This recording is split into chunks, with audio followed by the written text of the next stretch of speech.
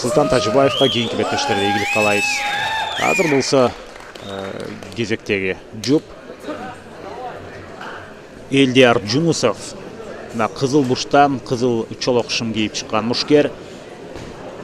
Элдияр Жунусов анын атаандашы Улан Кутманов. Ал көп бурчтан чыкты албетте. Эки мушкер даяр, демек алгачкы раундду баштадык.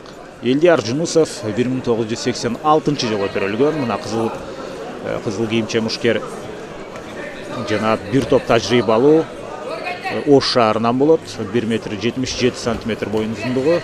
Булар беттешип аткан салмак 66 килограмм. Буга чейин эки профессионалдык беттеш өткөрүп, экөөсүндө тең жеңүүчү аталган. Тизе менен сокку. Ошентип Элдияр Жунусов азыр бутка кирип келгенге аракет жасап атат жана мойнун алдырып, жок, бул жерден башын чыгарып кете алат. Ошентип атаандашынын үстүнө чыгып алды. Элдияр Жунусов Легион Ош спорт клубунун өкүлү болуп эсептелет. Кутман Уланов болсо азыр далысы менен жерде. Жана азырынча коргонуу аракеттери менен алектенип атат. Маманский деген кайман аты бар. Эмнегедир Кутман Улановда бул 1996 жылы төрөлгөн. Элдиярга караганда туп-туура 10 жашка кичүү. Ысык-Көл облусундагы Маман айылынан болот. Бул Кутманов Улан, ошондуктан бул мушкерди Маманский деп коюшат. 1 метр 78 сантиметр, салмагы 66, андыктан эки мушкердин бою дээрлик бирдей.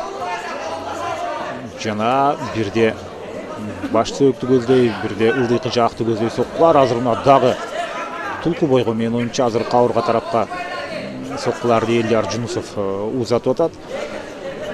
Кутман Уланов болсо WEF Selection турниринде, ошого тандап алуу турниринде жеңүүчү аталган. Буга чейин бокс боюнча спорттун чеберлигине талапкер. Тренери Назарбек деген башкаруучунун кол астында машыгат. Азыр мына бөйрөк тушка сериялуу соккулар узап атат. Бул өтө ден соолукка зыян болуп калышы ыктымал. Ошондуктан позициясын Кутман Уланов өзгөрттү. Ордунан туруп кетти Азамат. Өтө шамдагай. Бөйрөк тушка бир топ сокку жеп алгандан кийин өзүн ыңгайсыз сезип калган окшойт. Ал учурда тескерисинче Кутман Улановдон дагы соккулар иш жүзүнө ашып атат. Мына лоу кик, бул бокс спортунун түрүнүн өкүлү болгондуктан мүмкүн ушул кол менен соккулары таасирлүү болуп чыгабы. Эми биринчи номер менен Кутман Уланов иштеп баштады.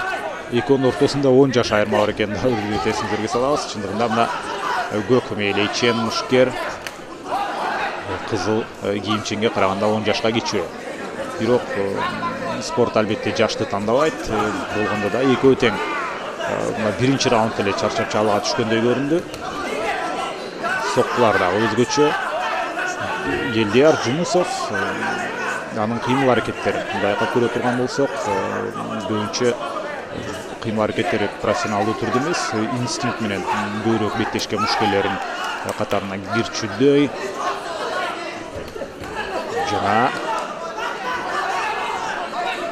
Элдияр Жунусов көбүрөөк упай алгандай сезилип атат. Дагы мына тизе менен баш сөөктү көздөй. Ушул сокку менен оюмча, ушул тейкдаун өзгөчө болду окшойт. Элдияр Жунусов башы менен жер сүзүп чыгылды. Бирок анын бактысына атаандашы Кутман Уланов өзүнө жакын турат. Ошондуктан аны сериялуу соккуларды узатпай, өзүнө жакын кармап калганга мүмкүнчүлүк алды. Тулку бойго сокку.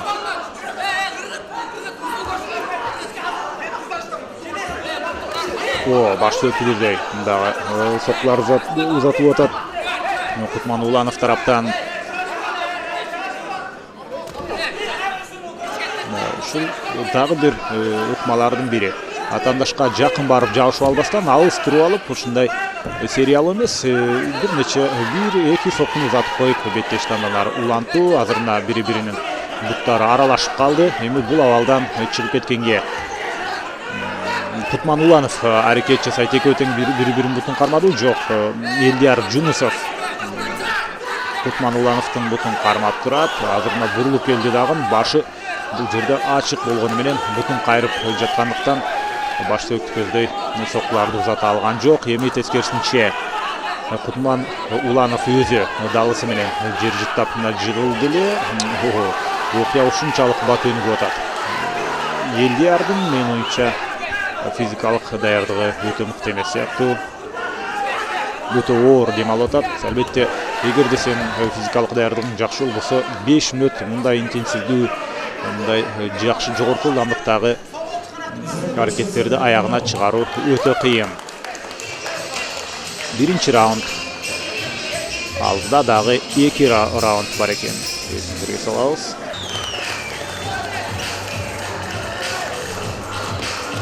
Биз болсо демек жеңүү үчүн аныктай турган учурга келип калдык. Менин оюнча мындай болсо Элдияр Жунусов баш тартты окшойт. Угуп көрөлү. Дал ошондой мына. Кутман Уланов беттешти улантуудан баш тартты. Кечиресиз